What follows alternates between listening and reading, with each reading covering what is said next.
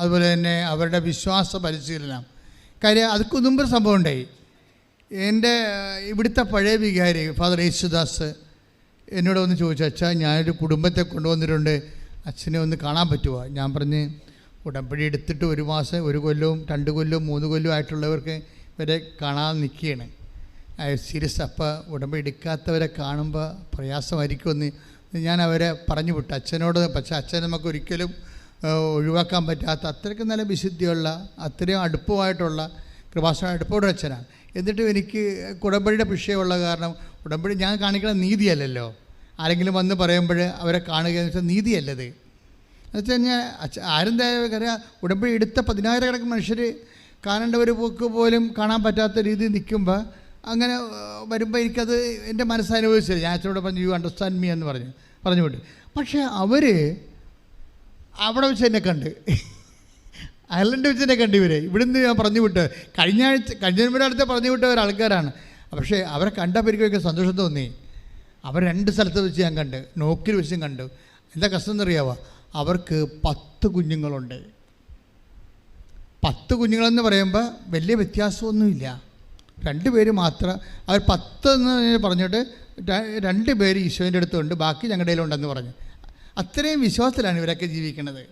2 പേര് ഈശോൻ്റെ കയ്യിലുണ്ട്, ബാക്കി 8 പേരും ഞങ്ങളുടെ കൂടെ ഉണ്ട്. അപ്പോൾ ഈ 8 പേരും അപ്പനും അമ്മയുമായിട്ടാണ് ഇങ്ങനെ സഞ്ചരിക്കണത്. 8 കുഞ്ഞുങ്ങളും അപ്പനും അമ്മയോട് സഞ്ചരിക്കുക. അതെനിക്ക് ഭയങ്കരമായിട്ട് വല്ലാത്തൊരു അഭിഷേകം തോന്നി. അപ്പം അതായത് ഇതൊക്കെ നടക്കും ഈ കാലത്തും. അപ്പം നിങ്ങൾ ആദ്യമേ തന്നെ എനിക്ക് ദൈവത്തോട് പ്രാർത്ഥിക്കേണ്ടതേ, നിങ്ങളുടെ വയറ്റിപ്പഴപ്പ് മാത്രം ലക്ഷ്യമാക്കിയാൽ നിങ്ങൾ കുറച്ച് കഴിയുമ്പോൾ വയറ്റിപ്പഴപ്പ് പോലും നിങ്ങൾക്ക് യോഗ്യത അർഹതയില്ലാത്ത രീതി വരും. നിങ്ങൾ ദൈവത്തിന് വേണ്ടി അപ്പോൾ ഇന്നലെ ഇവിടെ ഒരു കാനഡയിലേക്ക് പോകുന്ന ആൾക്കാർ വന്നു. അപ്പം ഞാൻ 4 പേരെയും പ്രാർത്ഥിച്ചു, അപ്പനും അമ്മേനെയും കുറച്ച്. അവർക്കൊരാൾക്കാണ് ചീട്ടുള്ളത്.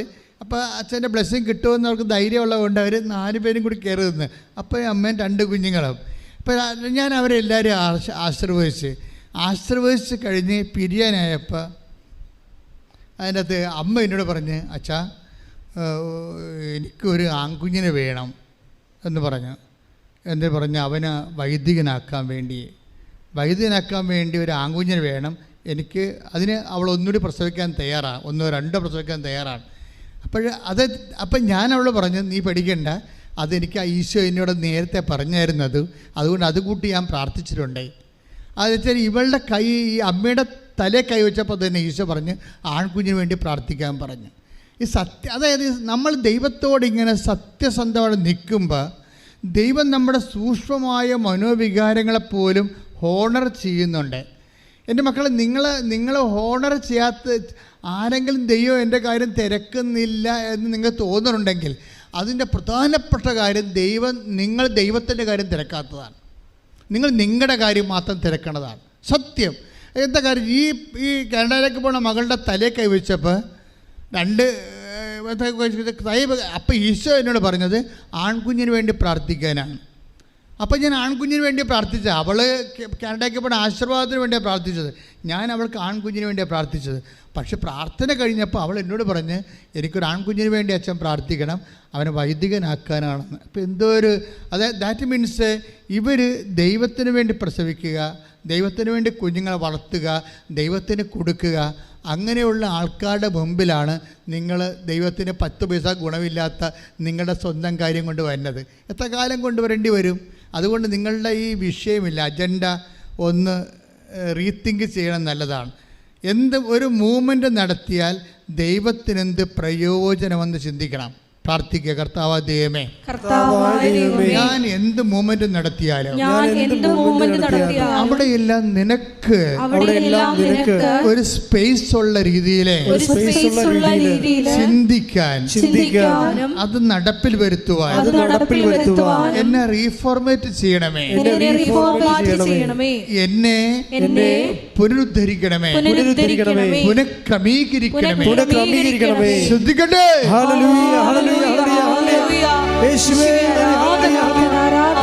എടുക്കേണ്ടതുണ്ടല്ലോ. അതായത് ഉടമ്പടിയിൽ നിന്ന് കിട്ടുന്ന ഉൾക്കാഴ്ചകളെ അതെങ്ങനെ എടുക്കേണ്ടത്? അതായത് എടുക്കേണ്ടത് 5 പുറപ്പാടിന് 25 എടുത്തേ. പുറപ്പാട് 25 അവിടെ വെച്ച് ഞാൻ നിന്നെ കാണും. പറഞ്ഞ പുറപ്പാട് 25:22 അവിടെ വെച്ച് പറഞ്ഞ അവിടെ വെച്ച് ഞാൻ നിന്നെ കാണും. ഞാൻ നിന്നെ കാണും. കൃപാസനത്തിന് മുകളിൽ നിന്ന് സാക്ഷ്യപേടകത്തിന് മുകളില് ഈശോനെ വെച്ചിട്ടില്ല നമ്മള്. അതാണ് എൻ്റെ ഈ വചനത്തിൽ നിന്ന് അത് എടുത്തത്. അതായത് ഈശോ വചനം ഇവിടെയും ആ ഒരു ചിന്തയിലാണ് ഈശോയെ വെച്ചിരിക്കുന്നത്. കെരൂബുകളുടെ നടുവിൽ നിന്ന് ഞാൻ നിന്നോട് സംസാരിക്കും. അപ്പം കൃപാസനത്തിൻ്റെ ധ്യാന ശുശ്രൂഷകളെ ഒരു കരിസ്മാറ്റിക് ധ്യാനമായിട്ടല്ല കാണേണ്ടത്, മറിച്ച് നിങ്ങളുടെ ജീവിതത്തിന് ദൈവത്തോട് ഉടമ്പടി ചെയ്ത വ്യക്തികളോടുള്ള ദൈവത്തിൻ്റെ ഒരു സംവേദനമായിട്ടാണ് കാണേണ്ടത്. ഈശോയുടെ വചനങ്ങൾ അവൻ പറയണത് നമ്മൾ നടപ്പിൽ വരുത്തിക്കണം. അവൻ പറയണതേ നടപ്പിൽ വരുത്താവൂ. അവൻ പറയണതേ നടപ്പിൽ വരുത്താവൂ. അവൻ പറയുന്നത് ശ്രദ്ധിക്കണം. നമ്മൾ മോസസിന് ഇത്തിരി ശ്രദ്ധ കുറഞ്ഞു പോയി, അത് കാരണമാണ് വാഗ്ദാനം പ്രാപിക്കാതെ വന്നത്, അല്ലേ? അത് വചനം എഴുതിയിട്ടുണ്ടല്ലോ. നിയമാവർത്തനം 32 51 മുതൽ 52 വരെ. എന്തെന്നാൽ സിൻ മരുഭൂമിയിൽ കാദേശിലെ മെരീബ ജലാശയത്തിന് സമീപം ഇസ്രായേൽ ജനത്തിന്റെ മുൻപിൽ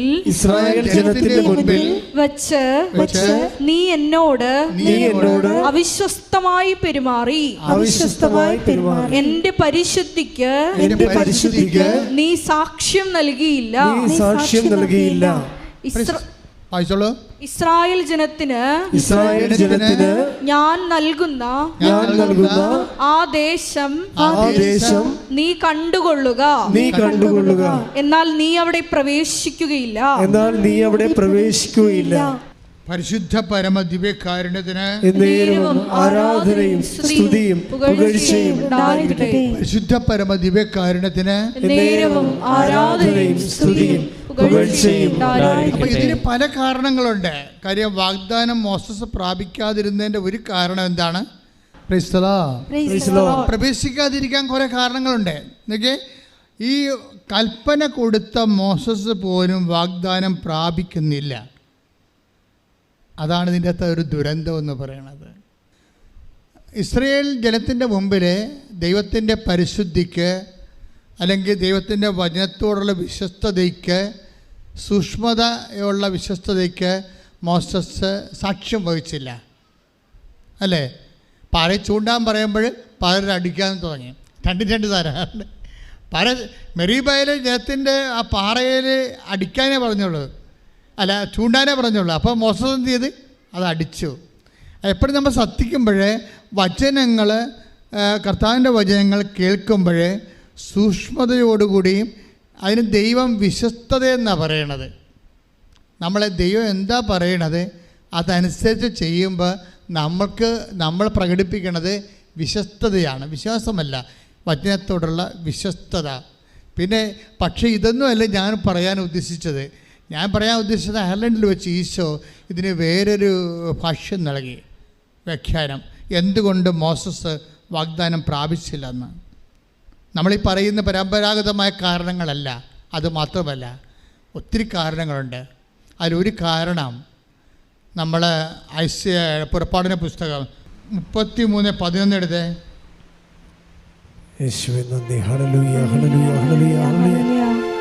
പുറപ്പാട് 33:11.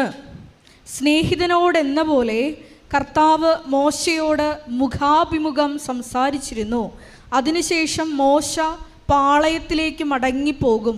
എന്നാൽ അവൻ്റെ സേവകനും നൂനിൻ്റെ പുത്രനുമായ ജോഷുവ എന്ന യുവാവ് കൂടാരത്തെ വിട്ടുപോയിരുന്നില്ല. ഇവിടെയാണ് പ്രോബ്ലം വരുന്നത്. കണ്ട, ഇത് നിങ്ങൾ ശ്രദ്ധിക്കണം. ഉടമ്പടിയിൽ നിങ്ങൾ നാളെ വാഗ്ദാനം പ്രാപിക്കാൻ ഉദ്ദേശിക്കുന്നുണ്ടെങ്കിൽ മോസസിന് കൈമോശം വന്ന ഈ വിഷയം നിങ്ങൾ തിരുത്തേണ്ടി വരും. എന്താ സമയം? പുറപ്പാട് 11 വായിച്ചു. പുറപ്പാട് 33:11 വായിച്ചേ. സ്നേഹിതനോടെന്ന പോലെ പറഞ്ഞേ. സ്നേഹിതനോടെന്നപോലെ കർത്താവ് മോശയോട് മുഖാഭിമുഖം സംസാരിച്ചിരുന്നു. അതിനുശേഷം മോശ പാളയത്തിലേക്ക് മടങ്ങിപ്പോകും. എന്നാൽ അവന്റെ സേവകനും നൂനിന്റെ പുത്രനുമായ ജോഷുവ എന്ന യുവാവ് കൂടാരത്തെ വിട്ടുപോയിരുന്നില്ല. എൻ്റെ മക്കളെ, ഇതിൻ്റെ മുഴുവൻ രഹസ്യം ഇരിക്കുന്നത് ഈ വചനത്തിലാണ്. മോസസ് എന്തുകൊണ്ട് വാഗ്ദാനം പ്രാപിച്ചില്ല? അത് കാരണം ദൈവം ഉദ്ദേശിച്ചിരുന്നത്, മോസസിന് കാര്യങ്ങൾ അറിയാവുന്ന ആളാണ്. പക്ഷേ കാര്യം അറിയാവുന്ന ആൾ അറിയുന്ന കാര്യങ്ങളെ പ്രയോഗിക്കുന്നതിൽ സൂക്ഷ്മത പിഴവ് വരുന്നുണ്ട്. മോസസിൻ്റെ കാര്യങ്ങൾ അറിയാം. എന്താ അറിയാവുന്നത്? പുറപ്പാട് 14:14 എടുത്തേ. പുറപ്പാട് 14:14 പറഞ്ഞേ, വായിച്ചേ. കർത്താവ് നിങ്ങൾക്ക് വേണ്ടി യുദ്ധം ചെയ്തുകൊള്ളും. നിങ്ങൾ ശാന്തരായിരുന്നാൽ മതി. അപ്പോഴേ വാഗ്ദാനം പ്രാപിക്കുന്നതിലുള്ള ഒരു പ്രാർത്ഥനാനിർഭരമായ ശാന്തത ഇതിൻ്റെ ഒരു പ്രീ റെക്വിസിറ്റാണ്. മനസ്സിലായോ? വെകിളി പിടിച്ച് ശാന്തപ്പെട്ട് നടന്നില്ലല്ലോ, ഒത്തില്ലല്ലോ, പിന്നെയും തോറ്റല്ല എന്ന് പറഞ്ഞ് ചില പ്രാന്തികൾ നടക്കണില്ലേ? അയ്യോ, ഞാൻ ഉടമ്പടി എടുത്തില്ല, ഞാൻ ഇനി എന്താണ് കുഴപ്പം സംഭവിച്ചത്, നടന്നില്ലല്ല, ഓഫർ ലെറ്റർ വന്നില്ല എന്ന് പറഞ്ഞ് വെകിളിയും പിടിച്ച് നടക്കണില്ലേ? ഈ വെകിളിക്കാർ ശ്രദ്ധിക്കും. ഇതിനൊരു പ്രാർത്ഥനാ നിർഭരമായ, നിങ്ങളെപ്പോഴും ഓഫർ ലെറ്റർ അല്ലെങ്കിൽ വിസ എന്ന് പറഞ്ഞുകൊണ്ട് ഇങ്ങനെ പ്രാന്തി പിടിച്ച് കമ്പ്യൂട്ടറായിട്ട് ഇങ്ങനെ കണ്ണ് തള്ളിപ്പോയി നോക്കിയിട്ട് കാര്യമില്ല. മര്യാദക്ക് നിങ്ങൾ ഉടമ്പടി ചെയ്ത് ജീവിതത്തെ നോക്കണം. ഇവിടെ എന്താ സംഭവിച്ചിരിക്കുന്നത്? ഓരോ വിഷയത്തിൽ അങ്ങനെയാണ് ഉടമ്പടിക്ക്. അതിൻ്റെതായിട്ടുള്ള ഒരു പ്രാർത്ഥനാ നിർഭരമായ ശാന്തതയുണ്ട്. എന്താ പുറപ്പാട് 14:14 എന്താ പറയണത്? കർത്താവ് നിങ്ങൾക്ക് വേണ്ടി യുദ്ധം ചെയ്യും. നിങ്ങൾ ശാന്തരായി ഇരുന്നാൽ മതി. അതായത് എവിടെ ഇരിക്കണം? കലിക കുത്തിരിക്കണം. വല്ലയിടത്തും പോയിരുന്നൊരു കാര്യമില്ല. കർത്താവിൻ്റെ കൂടെ ഇരിക്കണം. അല്ലാതെ മകളെ കെട്ടിച്ച് വീട്ടിൽ പോയിരിക്കരുത്. എവിടെ ഇരിക്കണം നോക്കണം നിങ്ങൾ. ഇവിടുത്തെ പ്രശ്നം മുഴുവൻ ഇരിപ്പ് ദോഷമാണല്ല. നമ്മൾ ഈ തലക്ക ദോഷം പോലെ വന്നിരിക്കേണ്ട ഒരു കുഴപ്പമാണ് ഇരിപ്പ് ദോഷം. എവിടെയാണ് ഇരിക്കണം എന്ന് നോക്കണം നിങ്ങൾ. അതായത് കർത്താവിൻ്റെ അടുത്ത് ഇരിക്കണമെന്നാണ് ഉദ്ദേശിക്കുന്നത്. എന്ന് വെച്ചാൽ മനസ്സുകൊണ്ട്. നമുക്ക് എപ്പോഴും പള്ളിയിൽ പോയി ഇരിക്കാൻ പറ്റുമോ? മനസ്സുകൊണ്ട്. ഇപ്പോൾ ഞാനും കൊച്ചതിനും കൂടി ഇരുന്ന് കഴിഞ്ഞാൽ, അല്ലെങ്കിൽ ഞാനും ജോമളും കൂടി ഇരുന്ന് കഴിഞ്ഞാൽ, ഞങ്ങൾ മൂന്നും കൂടി ഇരുന്നാൽ പതുമുക്ക ഞങ്ങൾ സംസാരിക്കുന്നത് കർത്താവിൻ്റെ കാര്യങ്ങളാണ് സംസാരിക്കുന്നത്. ഞങ്ങളൊരു പള്ളിയിൽ പോയി ഇരിക്കുകയല്ല. എപ്പോൾ സംസാരിച്ചാലും കാറിൽ പോയാലും കർത്താവിൻ്റെ കാര്യം സംസാരിച്ചുകൊണ്ടിരിക്കും. കർത്താവിൻ്റെ എങ്ങനെ ജീവിക്കണത്. അപ്പം അച്ഛൻ സംശയങ്ങൾ ചോദിക്കും, ഞാൻ നിവാരണം ചെയ്യും, പിന്നെ ഞാൻ സ്റ്റേറ്റ്മെൻറ്റ് പറയും, പിന്നെ അനുഭവങ്ങൾ പറയും. ഇങ്ങനെ നമ്മൾ ഇരിക്കുകയാണ് കർത്താവിൻ്റെ കൂടെ. മനസ്സിലായി? അതുപോലെ നിങ്ങളും ഉടമ്പടി ധ്യാനം കൂടിയും അതെന്താണെന്ന് നോക്കിയും അതിൻ്റെ വശങ്ങൾ മനസ്സിലാക്കിയും പ്രാർത്ഥിച്ച് നോക്കിയും മാതാവിനോട് പ്രാർത്ഥിച്ചും നിങ്ങൾ ആവശ്യമില്ലാത്ത വെകിളി കാണിക്കരുത്. വെകിളി ദൈവത്തിന് ഇഷ്ടമില്ലാത്ത സംഭവമാണ്. വ്യഗ്രതയില്ലേ ആൾക്കാരുടെ നമുക്ക് നിങ്ങൾ ഇങ്ങനെ വ്യഗ്രത കാണിക്കുമ്പോൾ ദൈവം എന്താ സംഭവിക്കാമെന്ന് അറിയാമോ? ഡാമേജ് ആകണ എന്തൊക്കെയാണ്? നമ്മൾ വ്യഗ്രത കാണിക്കുമ്പോൾ ഡാമേജ് ആകണത് വിശ്വാസം ഡാമേജ് ആകും, പ്രത്യാശ ഡാമേജ് ആകും, അതുപോലെ തന്നെ ദൈവസ്നേഹവും ഡാമേജ് ആകും. അതുകൊണ്ടാണ് ഈശോ പറഞ്ഞത് ഉത്കണ്ഠ, വ്യഗ്രത എന്ന് പറയുന്നത് സുഖലോലുപത, മദ്യാസക്തി, ജീവിത വ്യഗ്രത. Take the word of God. ശ്രദ്ധിക്കട്ടെ. Hallelujah, hallelujah, hallelujah, hallelujah, hallelujah, യേശുവേ നന്ദി, ഹല്ലേലൂയ, ഹല്ലേലൂയ. ലൂക്കായുടെ സുവിശേഷം 21-ാം അധ്യായം 34-ാം തിരുവചനം. ലൂക്ക 21:34. സുഖലോലുപത, മദ്യാസക്തി, ജീവിത വ്യഗ്രത എന്നിവയാൽ നിങ്ങളുടെ മനസ്സ് ദുർബലമാവുകയും ആ ദിവസം ഒരു കെണി പോലെ പെട്ടെന്ന് നിങ്ങളുടെ മേൽ വന്നു വീഴുകയും ചെയ്യാതിരിക്കാൻ ശ്രദ്ധിക്കുവിൻ.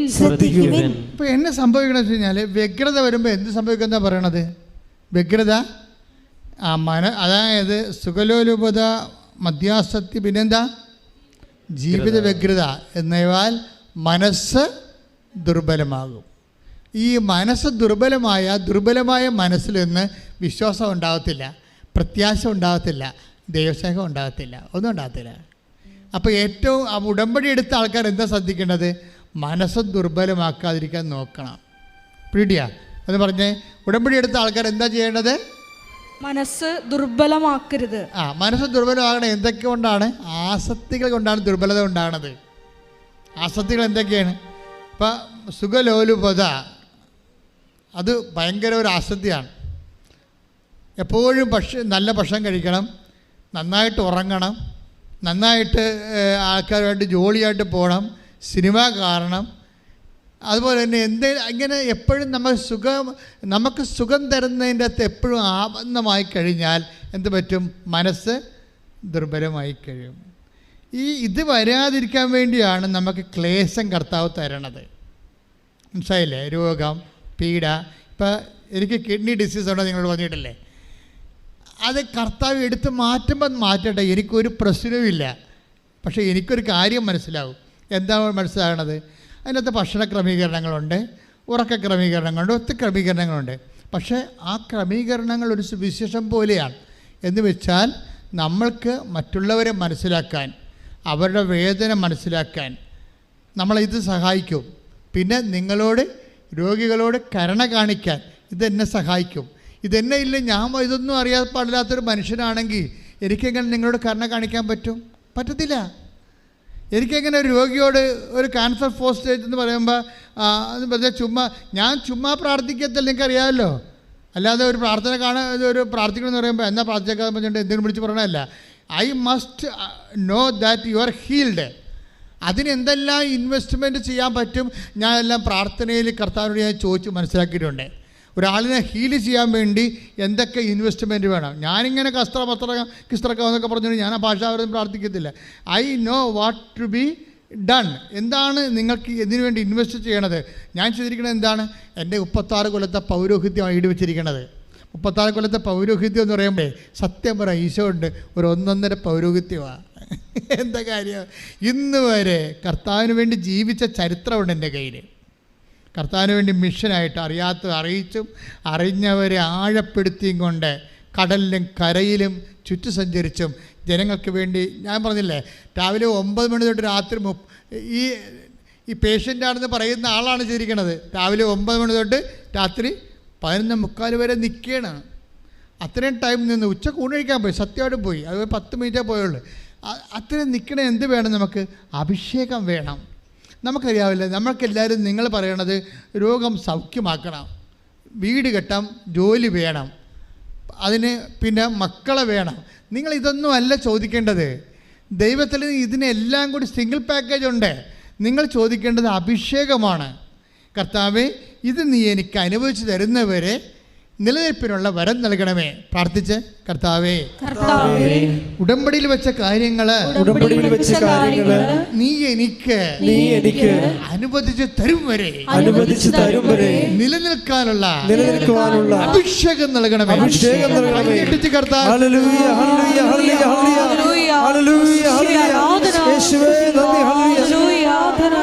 മഹത്വം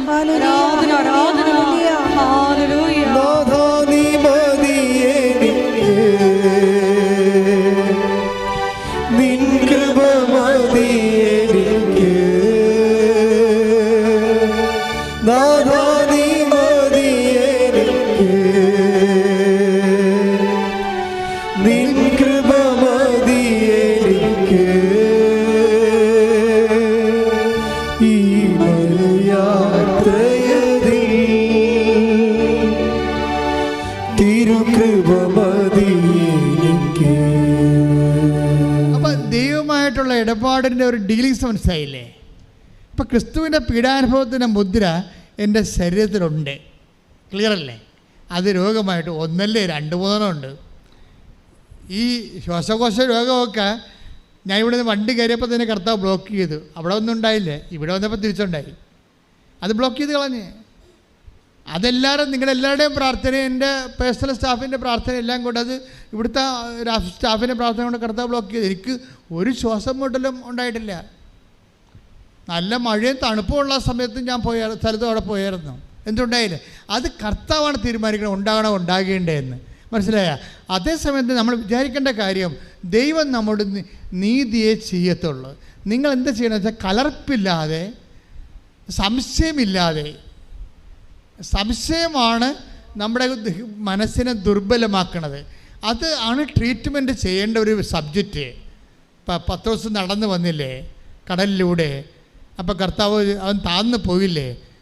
എന്തുകൊണ്ടാണ് താന്നു പോയത്? അല്പവിശ്വാസി, നീ സംശയിച്ച. Take the word of God. ശ്രദ്ധിക്കട്ടെ. Hallelujah, hallelujah, hallelujah, hallelujah, hallelujah. യേശുവേ നന്ദി. Hallelujah, hallelujah, hallelujah.